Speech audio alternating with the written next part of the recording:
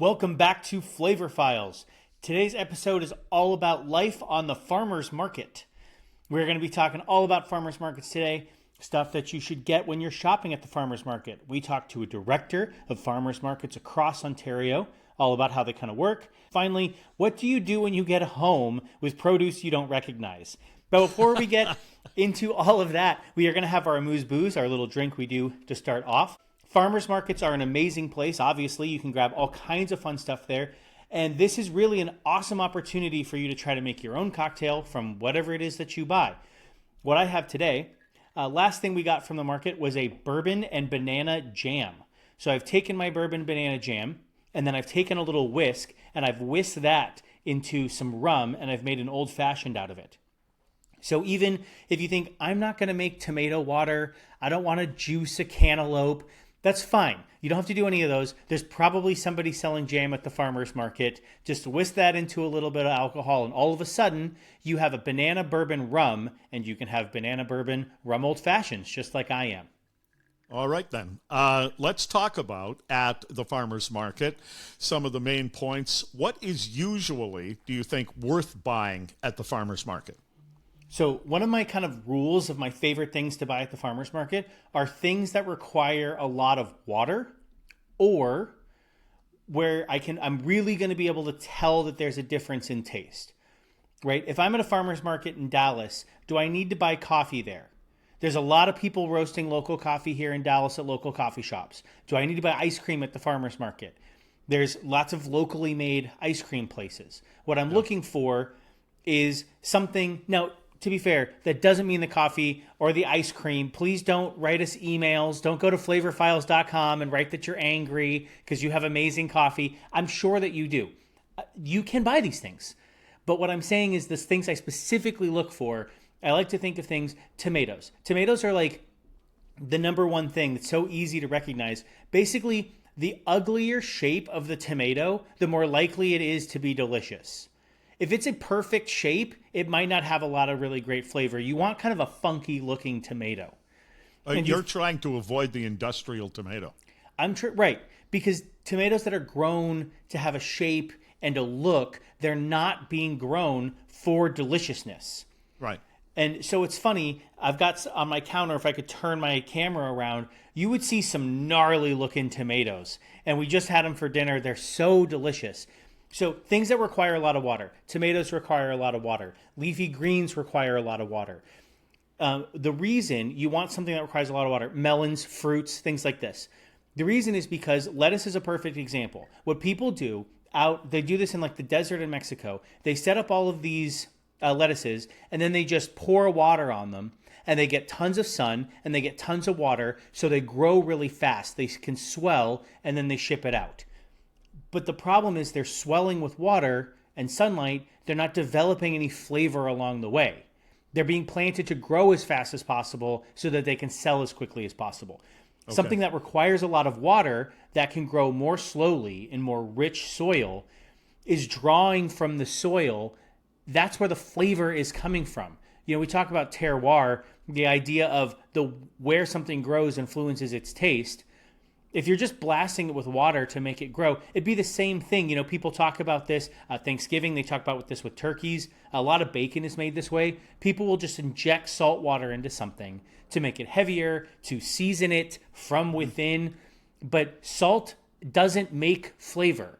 It draws out flavor. It increases your ability to perceive flavor, but it doesn't actually create flavor. So you need that to come from the ground, and that's what the farmer's market's all about.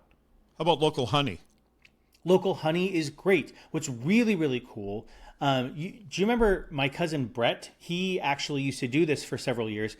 He would have single origin honeys, as in, I know the bees ate only from canola plants, or I know they ate from these. So farmers markets are actually a great place to find single origin honeys. We had a great episode about this. It's about garden parties. You can go find it on Apple, Spotify, wherever, where we had a woman talking about this. But local honeys are a perfect thing. Local eggs are another really great one. If you've never had a really beautifully made egg, and by made, I mean like by the chicken, not cooked by a chef. Yeah. Like very happy chickens with a great diet make just the eggs. I know this is hard to explain if you don't know what I'm talking about, but if the only color you've ever seen in an egg is a pale yellow, that you are being robbed of the potential of eggs. Eggs can have like a red, a more red color. Part of this is because we talked about this on our chili episode. Birds can eat chilies. They actually really like peppers and chilies, and it can help make the eggs more red, more rich. So really beautiful local eggs. Their color is different. The texture of the yolk is actually different. The texture of the white is also different. And this is one of those things where I get it. Everything's going up in price. Eggs certainly are. I feel like eggs, milk, these are like always the things people bring up when they want to talk about how prices are going up. Yeah. But I'm telling you, if you think to yourself, should I really spend $4 more for this dozen of eggs? Think about, can you buy happiness for $4? You can when it comes to eggs. If you love eggs, you can, $4 more can give you the happiness. And is that, to me, $4 is worth being happy every morning. Would you buy bread at the farmer's market?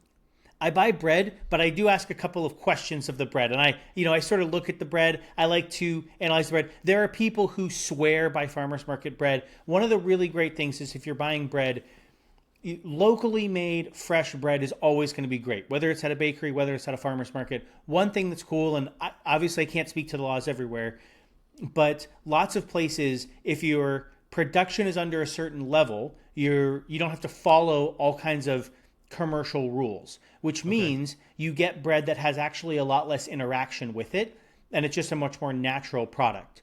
There's a woman that I know, she works the farmer's market in the area, and she always, in a nice way, looks a bit haggard because I know she's baking that bread between midnight and 5 a.m. so she can bring it to the farmer's market on time. And so when you get bread that 12 hours ago was raw dough, there's no substitute for that. All right. Now, let's talk about what you think can be hit or miss at the farmer's market. Well, you've mentioned a couple of things like coffee, ice cream. Yeah, the things where what I'm really looking for is lots of times this is actually like not the farmers, it's the like value people, the people who are doing something to it, the granola. Right? Oh, I make a local granola. Do you make a local granola? Or are you a local person who makes granola?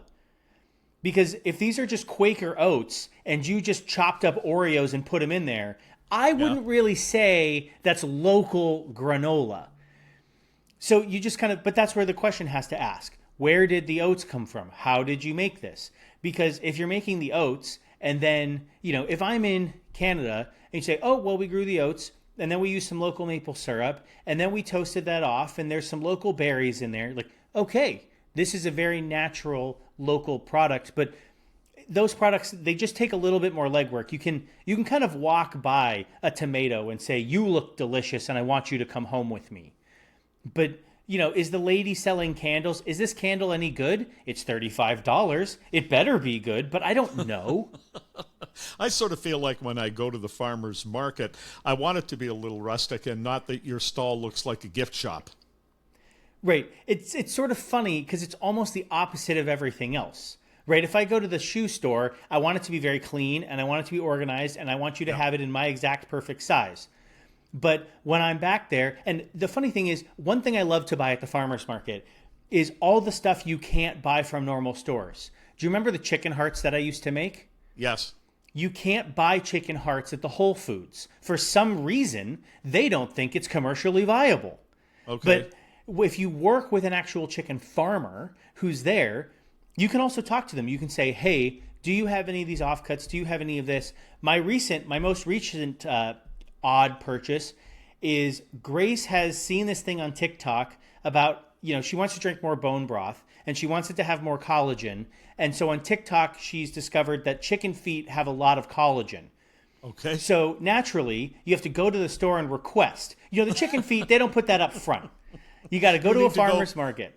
Yeah, or the Asian markets, I would imagine. Just a little heads up in case anybody's wondering about this, because I'll let you know. First of all, you have to cut all the toenails off, which Grace straight up just wasn't going to do. I had to go do that myself. And I will warn you, We haven't tried the product yet, but when your kitchen slash Flavorphiles recording studio smells like roast chicken feet, it's not great. I don't love it.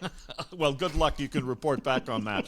Before we run out of time on segment one, and we're talking farmers markets, we'll talk to a farmers market director in a moment. What would you say is some of the etiquette? Please don't touch everything that you're not going to buy. People are going to eat this food. One of the things that really drives me nuts is the people that squish the bread to see if it's good. Don't squish it. You know, No. you can pick up the bread, you can feel the bread, you can look at a tomato, but there are these people that are just incredibly handsy. Get your hands off my dinner. Either put it in your basket or get out. All right. Also, just bring your own bag, right? Bring something to put it in.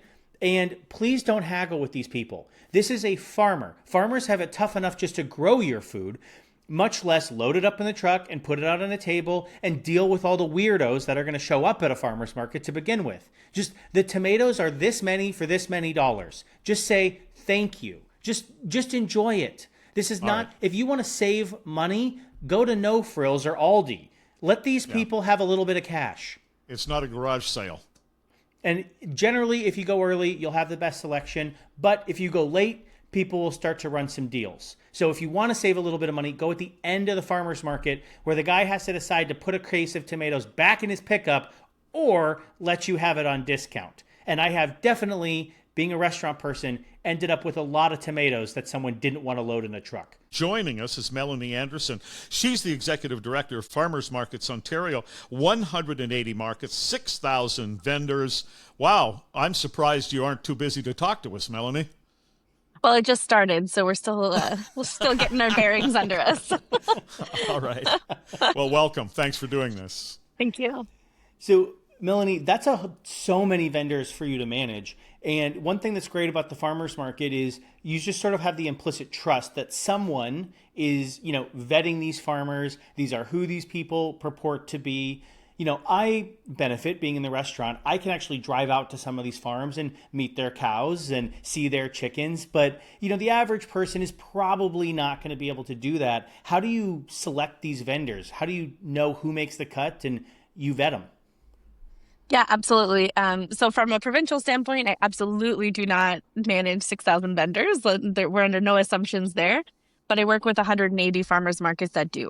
So what they do in the off season, which would typically be your October to May period, is they're vetting, taking applications, trying to recruit vendors and farmers. It's a pretty long process, but depending on your market, you might not even have to do that because you could have a wait list like as long as your arm that you get to pick from. So it really depends on what area you're in, kind of concentration of population and interest in markets. So it can vary greatly. So our Northern Ontario, for example, might be struggling to find more than 20 vendors for any given Saturday, but a farmer's market in downtown Toronto probably has a wait list of vendors they can pick from. And are all those people actual farmers? No. So it's also varies very greatly, but in Ontario, typically it's about half are farmers. The rest would be made up of food makers and other types of products that could be available. Typically in Ontario, we say half, but that also varies across the country and across the states. They have different definitions of what they qualify as a farmer's market. Well, yeah, because I've gone to a farmer's market where I've seen somebody who sells bread or somebody who sells pies. That's a value-added product. And typically in Ontario, our rule is 60% needs to be a food maker or a farmer to qualify as a farmer's market. Okay, so bread, pies, that counts, but soaps, T-shirts, those kind of people that are always also hanging around, those don't count. Not necessarily, unless your soap maker happens to be a goat farmer who milks their own goat and makes that milk into a soap, which we absolutely have those in the system. Then they could qualify as a farmer. Public health might not qualify them because it has to be for food consumption, but there's so many different ways to qualify them for sure. But if you sell a T-shirt that says "I heart pigs," that doesn't qualify. Well, you could be a maker. And then if your market still has space, maybe they could take it. But typically it's harder to get in as a craft vendor, because there's more of them by volume. And that's why you see such an explosion of kind of artisan craft markets that exist outside of the farmers markets now. What draws the shopper to the farmer's market? Is it price, or is it a feeling of maybe community and closer to the land? A variety of things. Um, Farmers markets serve almost as a third space now, whereas community centers, churches, other types of institutions would have kind of offered that in the past. Farmers markets are a gathering place. They're so much more than kind of a commercial shopping experience where you have that radio music in the background and you're sauntering through an aisle with a stroller, but you're connecting with people week after week. You're seeing the change in the season. You're educating your children. You're meeting your neighbors. That's definitely a draw. Price isn't as big of an issue as it might have been previously. In the era of kind of tariff wars in grocery stores, we're seeing those prices rise. But where we're really seeing stability is in the farmers market community. Those prices are locked in at the beginning of the season. They're not relying heavily on inputs and foreign goods. So their rates are pretty on lock. And I've loved seeing a lot of the comparisons lately on social media between prices at markets and at grocery stores. And some of them are pretty comparable. Yeah, we've got a great store down here in South Dallas where, I mean, we talk about how I can't believe we're getting this price for okra this good, or, other types of products. So how does it work for the farmer? I mean, this is obviously there's a ton of work that the farmer is going to experience with this, right? It's the labor, it's the transport. I have people, they'll tell me, oh, we drive an hour to get here by 4 a.m. so we can set up, so we can do all of this. I mean, it's got to be very difficult work-wise, labor-wise, cost-wise for the farmer. What makes the farmer's market so worth it to them as opposed to selling their produce other avenues?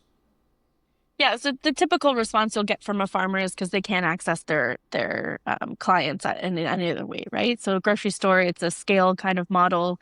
They're paying a middleman to ship it out to get it on the shelves, but they're definitely being paid way less for their product than they would be at a farmer's market directly. So you're right, they're going to pay for transportation, maybe a staff or two to help them out, maybe their table fee or insurance for that day, and then they get to pocket the rest of that.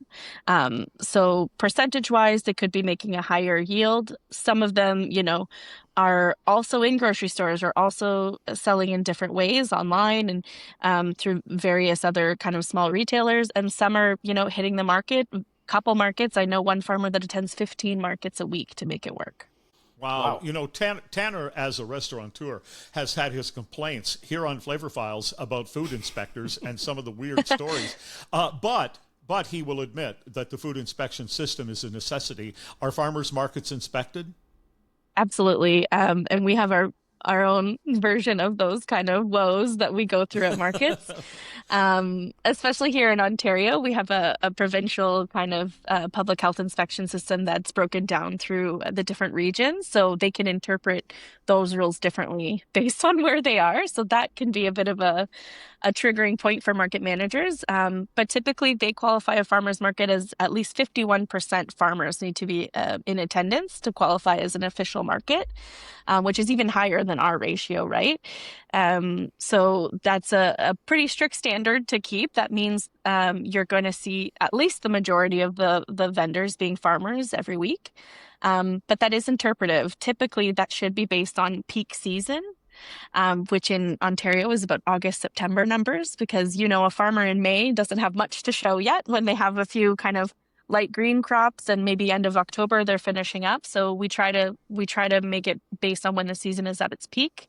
But we have inspectors that like to interpret it on a weekly basis. So you can imagine having an inspector showing up every week, counting physically how many farmers are there. Yeah, that's nice. They're always the best there.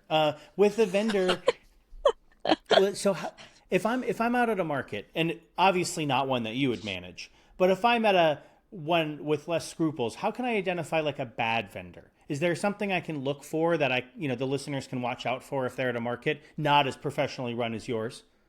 I wonder a bad market. Now I'm going to get in trouble if I start Or maybe just a bad a vendor? bad vendor. Maybe a bad Yeah. vendor at a market. Oh gosh, it's tough. I know being a bad being a bad neighbor isn't great, if you're taking up too much space or, shouting out to people trying to hawk your wares and someone can't hear what they're doing next to you or playing too loud music. I don't know.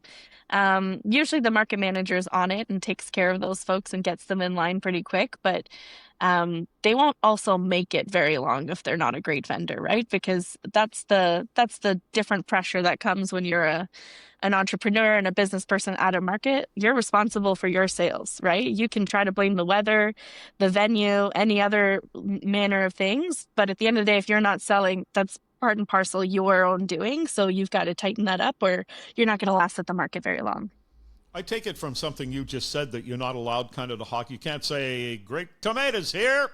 Yeah, I mean, I would say a lot of markets have that policy just because it drowns out, their neighbors. It's taking kind of attention away from everybody. It's more of a community space where you want to not apply that kind of pressure tactic. You'll still see that from time to time, but we're trying not to stress out customers and other vendors in general. So hawking is usually not advised. Is there anything you really wish people understood about farmers markets where you just tear your hair out being like, if people just understood this, it'd be so much easier for me, so much easier for the farmers? Oh gosh. I think that farmers markets are a lot more than just farmers. They're a really useful tool for small emerging businesses, entrepreneurs to test a market, so to speak, test their kind of sales tactic, meet their clients, and really tighten it up what they're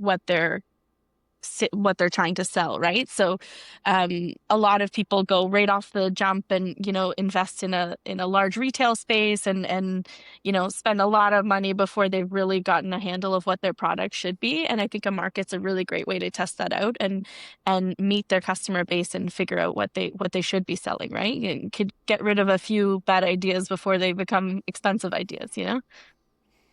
Melanie Anderson is the executive director of Farmers Markets Ontario. Good of you to spend time. Thank you so much. Thank you.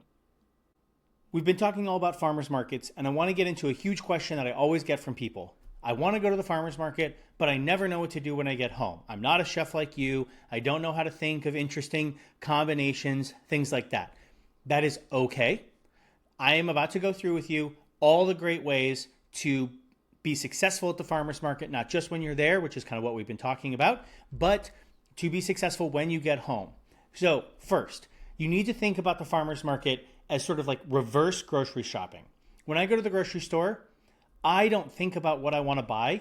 I go to the grocery store and I see what looks good, and then I make something out of that. That's how you need to think about the farmers market. Go, find something you're excited about, and then you can build the meal from there. Right? If you show up and you go, oh my goodness, I didn't realize berries were going to be here. I love berries. Wonderful. Buy the berries. And then you can Google on your phone dinner recipes with blueberries. And it'll talk to you about salmon or veal or whatever it is you want to make, right? And so that can help kind of inform maybe a couple other things you'll buy or supplementary ingredients that you might need to get. But you need to look in that kind of reverse order. You can't just sort of shop the way you want. Because, like I said, this is how we think all the time in the restaurant business. What is the best product that I can get? How do I highlight that product? Because really great ingredients, they don't need to be fussy. Certainly, I make things way more fussy than they have to be a lot of the time. And that's why all the chefs you see are going gray and they're overweight. Because we're not working out that stress in the gym. We're doing it all in the bar. All right, you go to a farmer's market with two purposes. You go for food for home, but when you go there as a chef, and these do tie together, you go there not necessarily, here's what I cook at my restaurant, so these are the ingredients I'm going to buy. Have you been at the farmer's market and said, wow, look at that. Oh, I know what I could do with that. You didn't intend to buy it when you went there, but you come back to the restaurant or back home with it. Of course. And that's what I'm saying. Like, that's the absolute best way to do it. Is to say there's an ingredient I'm not familiar with that I want to cook, right? A patty pan squash. I had never heard of a patty pan squash before. I was introduced to it at the Dallas Farmers Market. They're little baby squash. They're absolutely adorable. They're so cute. You can't wait to cook them. And what's fun is when you go to the farmer's market, you get that sort of like inspiration. It makes you want to get into the kitchen. Plus, farmers oftentimes know how to cook this stuff because who do you think eats the vegetables that didn't sell at the farmer's market? The farmer and the farmer's kids. That's who. Yeah. So they know. So you can just say, hey, I'm not familiar with this. What should I do with it? Oh, just roast it like you would with a normal squash. Toss some herbs, a little bit of olive oil. It comes out. It tastes like this. The farmer can help lead you in a way to where you can learn a little bit about it. Also, you're carrying a supercomputer in your pocket. So certainly you could Google best way to do it, right? Which is what I'm saying. That's the absolute best way to do this. All right, now maybe you have to have a little bit of cooking knowledge to do the next thing here. But you look around in the farmer's market, there's 2, 3, 4 items that you think that, and that from 4 different vendors. I can make a meal out of those 4 things. Of course. And even if you're saying, but Tanner, I don't know how to do this, there are some really easy formulas that always work. Tomato is always going to be good with bread, always going to be good with cheese, always going to be good with herbs. I can't speak to your local farmer's market. However, is there someone selling tomato, sourdough, and herbs at your farmer's market? I'm pretty sure there's always going to be that, right? Okay. You're only someone with cheese, or lots of times farmers markets will have a cheese shop at least nearby or your local grocery store. It's completely okay to say, hey, this is a really great looking caprese salad. If only I had a really nice mozzarella. Great. Then just make one more stop on your way home and you're going to have a super fresh, almost all local caprese salad. Greens, herbs, and eggs. You know, I talked about the values of eggs. Maybe you're not a huge egg person. Maybe frying up an egg is not that exciting to you, but making a little omelet, making a little scramble with local vegetables tastes great. It's super easy. Stone fruit. Stone fruits are fruits that have like a big rock in the middle of the seed, right? You know, you Like think a about peach? like a peach, an apricot. Yeah, exactly. Yeah. Right? Yogurt, ice cream. You know, these are perfect things to serve those with. You can just have that as dessert. You can have it as breakfast. Mushrooms. So many farmers markets will have a mushroom guy. Mushrooms can be grown pretty much anywhere. So you can get, even if they're not like foraged locally or something, you can find locally grown mushrooms, fresh mushrooms pretty much everywhere now. Again, a little bit of bread, a little bit of pasta, a little bit of rice. You can cook this up, kind of highlight that. In the summers, corn plus butter. Surely everyone can remember that recipe, right? Corn plus butter. And 'Cause salt. if you and salt, sure. Maybe a little chili, maybe a little lime on there, right? It gets spicy. Okay. But I mean, local butter. What an amazing thing. If you've never had fresh made butter before, it's fantastic. And if you can find that in your farmer's market, that's one of the things that's absolutely worth it, especially when it's going to be something you're finishing with. Using it to bake a cake or something, maybe not. But just like how I have different tiers of oil, right? This is the olive oil I finish a caprese salad with. This is the olive oil I put vegetables in as I roast them. Mm-hmm. Same thing with your butter. You can have different tiers of butter. Now, maybe it makes you sound elitist, but it will make your life more flavorful, and that's what the show's about.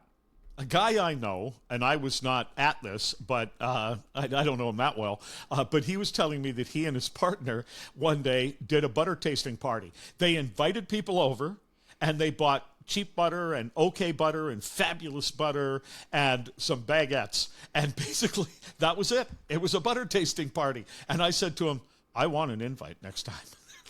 That sounds like my kind of party. That's what we'll do. We'll organize an official Flavorphiles butter party. One in Dallas, one in downtown Toronto. Write to us if your city needs an officially sanctioned butter party. We'll come and we'll host it for you. This will probably go well in Montreal, I think. How not to waste the haul. Everybody has had this experience, right? I mean, it's sort of like an internet meme at this point. I bought all of these nice vegetables, and then I just watched them decay in my fridge over the next week or two. Yeah, right? I've had that. And you feel guilty about it, and you feel bad. So the first thing, if you're thinking, I bought all of this, what should I do? You kind of get analysis paralysis. First, what is a delicate product? And you should use that first. You know what's not delicate? A potato. When the nuclear war breaks out and all of us die, there will still be potatoes worth eating. It's like the potato and the cockroach. Those two are going to start the new evolution of humanity. However, Keith Richards and Willie Nelson are going to need to eat something. Right, they'll have to eat something. They'll be eating the potatoes. So, but your herbs, really delicate vegetables, things like berries, that's what you should start first. I suggest kind of like washing any vegetables that require washing. That's a great thing to kind of just do first, kind of get dust out of there, get dirt out of there. Crisp cold water actually can shock greens back to life. So if you're thinking this lettuce is looking a little sad or my cilantro is a little limp, actually, if you just put it in cold ice water and give it a couple minutes, it will like absorb some of that water and spring back to life. Really? Yeah, absolutely. Okay. We do it in restaurants all the time. We can't throw away the lettuce. It's expensive these days to buy all this nice stuff. All right. Another thing to do, like just kind of commit to the bit, right? I'm going to the farmer's market. I'm going to buy just today's dinner. Just today's dinner. I don't have to plan a whole week. I don't have to do a whole thing. I'll just buy today's dinner. I'll do it tonight. And if anything starts to look sad, stick it in the oven and roast it. Because you know what's funny? Chicken can be about to go bad in the fridge, but the minute you cook it, you get like 2 or 3 more days out of it easily. And it works the same way with any of your vegetables. So what not to do at the farmer's market? So please don't buy beautiful produce, buy so much of it because you got excited, and then just jam it in the fridge where the weight of the food is pushing down on it. That's making it go bad faster. You think to yourself, oh, well, I'm going to do one big shop. It's hard to make the time. I totally get that. But if you don't have the storage for that food, then you need to look into either a way to store or going more often, because that's making your ingredients worse. Just as a side note, don't refrigerate tomatoes because it also makes them worse. So that's a good way for you to get a little bit of extra space. Wait a minute. What if I have cut a couple slices off a tomato? Because I always put it in a plastic bag and put it in the fridge after I've cut it open. Yeah, so if you've already pierced a tomato, then what I would do is put it in the fridge, and then I would take it out and leave it on the counter for like half an hour before I ate that same tomato again. Oh, okay. So it can warm back up. Because cold is not good for tomatoes. It's a whole science thing we won't get into, but it makes tomatoes worse. Okay? Just believe me. If you're the kind of person who, buy things that maybe look kind of like what you can cook, unless you're going to have the time to look into it. The farmer's market's a great way to expand your horizon, but if you're a person who buys stuff and then watches it goes bad and it makes you feel guilty, then maybe just buy things you're a little more familiar with. But lastly, do not feel guilty, because if you think, I bought this and I wasted it, you didn't waste it even if you didn't cook it. You still supported a local farmer, and that is an important thing to do, now more than ever. That's our Flavorphiles episode for this week. We've got, 3 dozen or so of the shows now, and they're all available at Flavorphiles, PHILES.com. Hope to see you there. Hope to see you here on the radio next week for Flavorphiles.